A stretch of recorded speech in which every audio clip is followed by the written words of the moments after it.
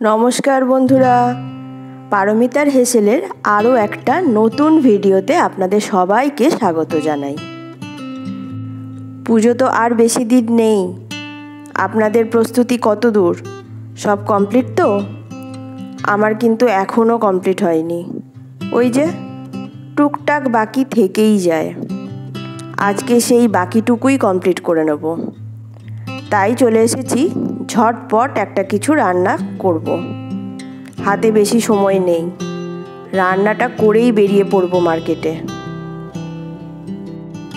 বেশি কিছু রান্নাও করব না, এক পদ দিয়েই যাতে দুপুরে খাওয়া যায় তার চেষ্টাই করছি। এখানে দেখুন 6 পিস পাবদা মাছ আমি নুন হলুদ মাখিয়ে নিয়েছি। এবার তেল গরম করে তেলের মধ্যে দিয়ে দেব খুব সামান্য নুন দিলে তেলের মধ্যে মাছ লেগে যায় না। এবার এই পাবদা মাছগুলো ঢাকা দিয়ে 2 পিঠ ভালো করে ভেজে নেব। ঢাকা দিয়ে ভাজছি কারণ পাবদা মাছ অনেক সময় তেল ছিটকায়, তাই ঢাকা দিয়ে ভালো করে 2 পিঠটা ভেজে তুলে নেব। আমি এখানে পাবদা মাছ দিয়ে বানাচ্ছি। আপনারা চাইলে আপনাদের পছন্দ মতন রুই, কাতলা বা চারাপোনা দিয়েও বানিয়ে নিতে পারবেন, তাতেও খেতে অসাধারণ লাগবে। তবে খেয়াল রাখবেন মাছগুলো যেন অবশ্যই টাটকা হয়। সব মাছগুলোই ভাজা হয়ে গেছে। আমি একটা প্লেটের মধ্যে তুলে নিলাম। তেলের মধ্যে দিয়ে দিলাম 1 চামচ 5 ফোড়ন আর 3টে চেরা কাঁচা লঙ্কা। 5 ফোড়নের গন্ধটা আমার বেশ ভালো লাগে, তাই আমি 5 ফোড়ন দিলাম। আপনারা চাইলে কালো জিরাও ফোড়ন দিতে পারেন। এবার ডুমো করে কেটে রাখা আলুগুলো প্রথমে লবণ আর খুব সামান্য হলুদ দিয়ে ভালো করে ভেজে নেব।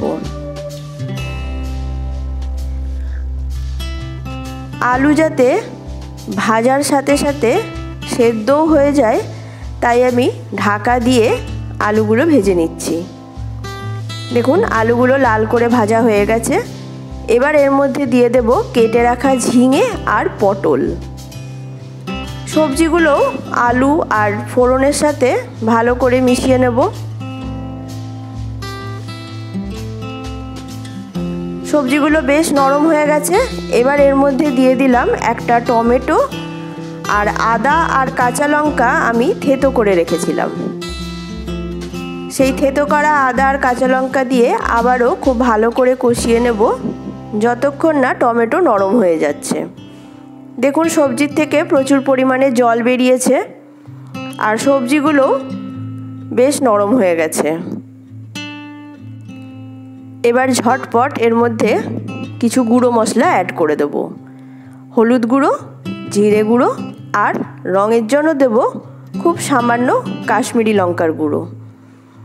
গুঁড়ো মশলাগুলো এই সবজির সাথে ভালো করে মিশিয়ে নেব। গুঁড়ো মশলা যাতে পুড়ে না যায় সেক্ষেত্রে এখানে সামান্য জল দিয়ে দিতে পারেন। ঢাকা দিয়ে মশলার সাথে গুঁড়ো মশলাগুলো দেখুন ভালো করে কষিয়ে নিয়েছি। খুব সামান্য এখানে প্রথমে জল দিলাম।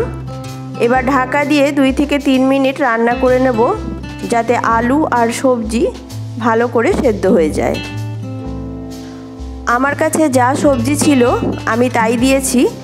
আপনারা চাইলে এখানে বেগুনও দিতে পারেন অথবা পেঁপেও দিতে পারেন। আর যদি কিছু বড়ি থাকে তাহলে বড়ি ভাজাও দিতে পারেন।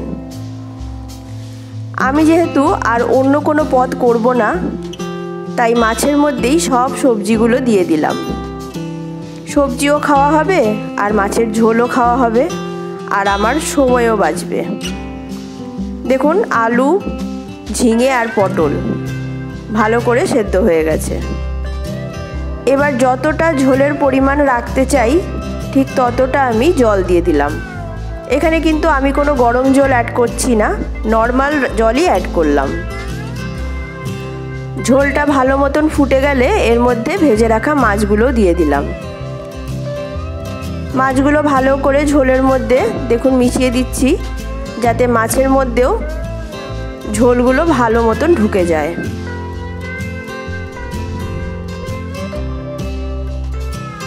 এই যে দেখছেন, এটা কিন্তু কর্নফ্লাওয়ার নয়, বাড়িতে থাকা প্লেন আটা। 1 চামচ আটা আমি জলে গুলে এই ঝোলের মধ্যে দিয়ে দিলাম, যাতে ঝোলটা একটু গাঢ় হয়।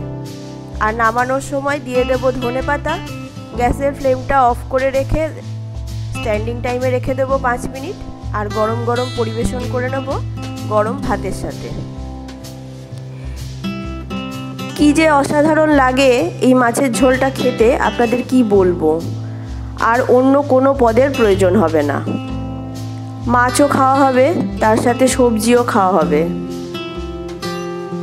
আর মাছ যদি টাটকা থাকে তাহলে তো কথাই নেই, দুপুরের খাওয়া একেবারে জমে যাবে। আমি এখানে 1 পদ দিয়েই দুপুরের লাঞ্চটা করে নেব, কারণ আমাকে একটু মার্কেটে যেতে হবে।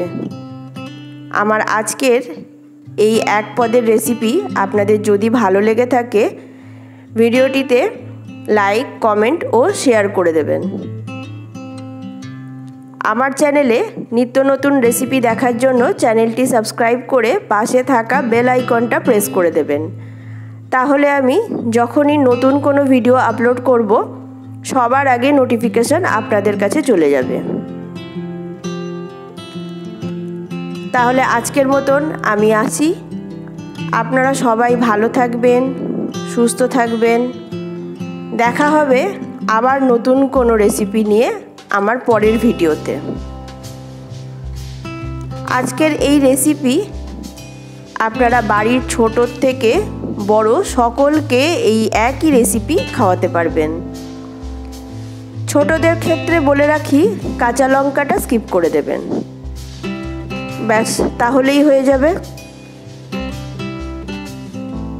নমস্কার, তাহলে আমি আজকে আসি। আপনারা সবাই ভালো থাকবেন।